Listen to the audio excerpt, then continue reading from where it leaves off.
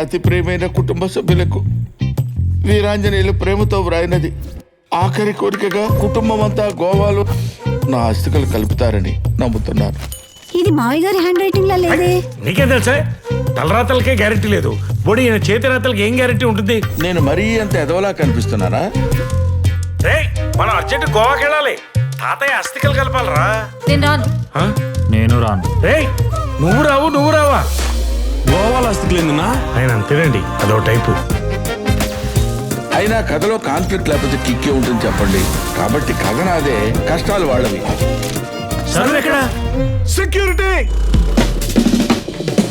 అరే బేవస్ నేయాలా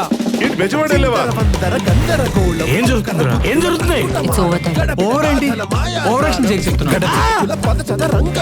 నేను నిన్ను ప్రేమించట్లేదు. I don't love you. నాకంతా అర్థమైపోయింది. ఓ షిట్, ఏదో మెలకు పెట్టకపోతే నిద్ర పట్టదు కదా నీకు.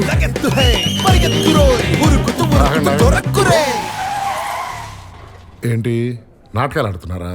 ఫ్యామిలీతోనే ఇన్ని అబద్ధాలు ఆడుతున్నావు అంటే ఇంకా నాతో ఎన్ని ఆడుతున్నావు? ఏం సిగ్గులేని బతుకులరా మీది. మొత్తం ఫ్యామిలీ అంతా నిజంగానే లోఫర్స్. ఇంతేనా? మేము ఇంకా తెలుసుకోవాల్సిన విషయాలు వేరే ఏమైనా ఉన్నాయా? ఏంటమ్మా ఇది? అందరు కలిసి డ్రామాలు ఆడుతున్నారా? నానా నేను మహా అయితే బిజినెస్ లో ఫెయిల్ అయ్యాను నాన్న. నువ్వు లైఫ్ లో ఫెయిల్ అయ్యావు, ఒక తండ్రిగా ఫెయిల్ అయ్యావు.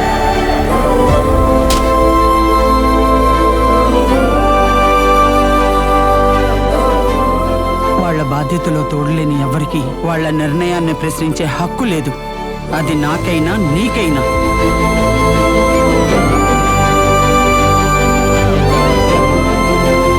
ఈ అస్థికలనేవి మీ తండ్రి గారి చివరాఖరి జ్ఞాపకాలు. ఇవి నీటిలో కలిసిన మరుక్షణం భౌతికంగా ఆయన మీకు పూర్తిగా దూరమైపోయినట్టే.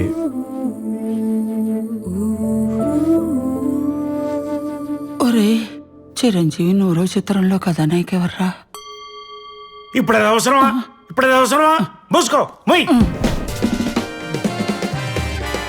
నన్ను ఇన్వాల్వ్ చేయకండి రావు గారు.